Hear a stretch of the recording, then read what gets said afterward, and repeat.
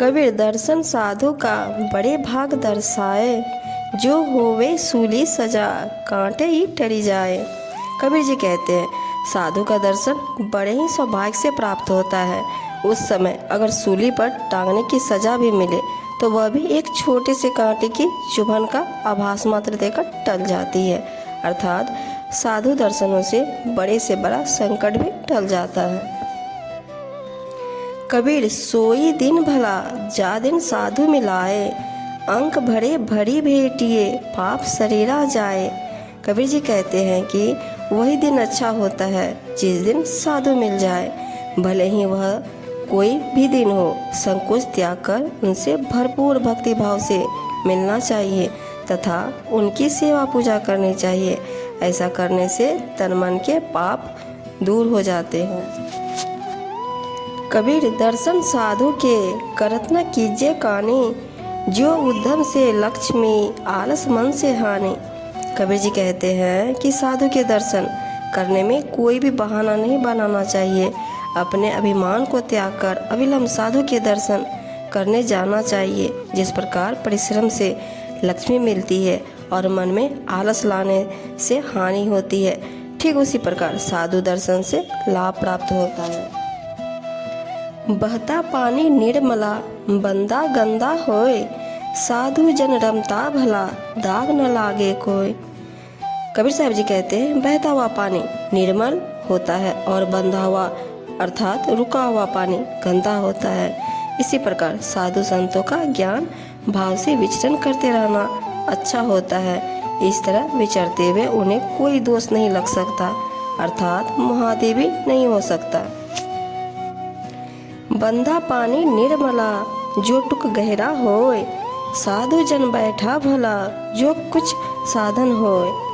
बहता हुआ पानी अर्थात रोका हुआ पानी निर्मल हो सकता है यदि वह कुछ गहरा हो। इसी प्रकार साधु संत भी बैठे हुए अच्छे भले हो सकते हैं यदि वे साधन संपन्न हो, अर्थात साधना की गहराई में अनुभवी हो, ध्यान भजन में प्रवीण हो। दया गरीबी बंदगी समताशील स्वभाव, ये तो लक्षण साधु के कहे कबीर सद्भाव। सदगुरु कबीर जी सद्भाव पूर्वक कहते हैं कि दया, विनम्रता, सेवा, समता, शील एवं सत्य भाव ये सब संतों के लक्षण हैं। इन्हीं सद्गुणों से संत सबको सुखदायी होते हैं, जिससे वे सर्वत्र पूजनीय होते हैं। आशा तजे माया तजे मोह तजे अरुमान, हरस सुख निंदा तजे कहे कबीर संत जान। कबीर जी कहते हैं कि संत उन्हीं को जानो जिन्होंने सभी आशाओं का त्याग कर दिया हो, संसार की माया और मोह का भी त्याग कर दिया हो और मान अपमान को छोड़कर समरूप हो गए हो।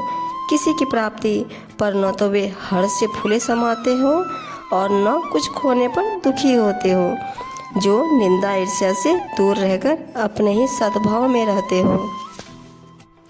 संत न छाड़े संतता कोटिक मिले असंत, मलय भुवंगम दिया शीतलता न तजंत।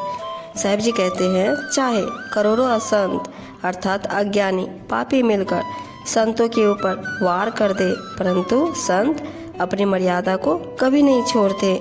जिस प्रकार चंदन के वृक्ष पर अनेक बीजधर लिपटे रहते हैं, परंतु चंदन अपनी शीतलता के गुण को नहीं छोड़ सकता।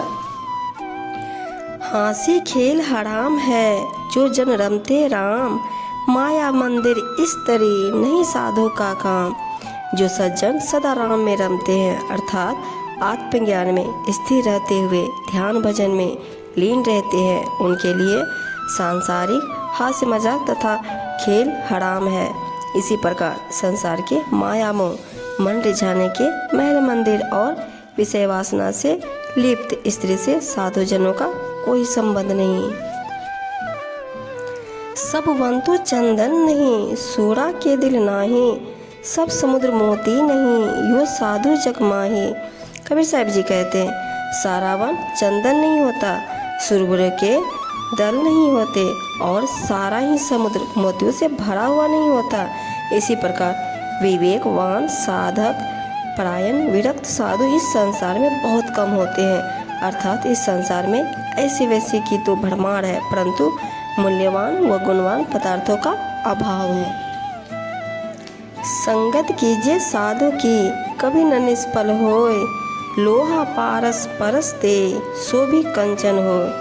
कबीर साहब जी कहते हैं साधु संतों की संगत करो, वह कभी भी निष्फल नहीं हो सकती। जिस प्रकार पारसमणि के स्पर्श से लोहा स्वर्ण में बदल जाता है, उसी प्रकार संतों के सत्संगति से दुष्ट दुर्जन भी सज्जन बन जाते हैं। सो दिन गया आकाश में, संगत भई न संत, प्रेम बिना पशु जीवना, भाव बिना भटकंत। वह दिन तो व्यर्थ ही गया जिस दिन न तो सत्संग हुआ और न ही संतों का दर्शन मिलन हुआ। प्रेम के बिना यह जीवन पशु के समान है, अर्थात पशु केवल पेट पूर्ति तक ही अपनी दौड़ रखते हैं और भाव भक्ति को नहीं जानते, अर्थात प्रेम भक्ति भाव के बिना जीवन निरर्थक है।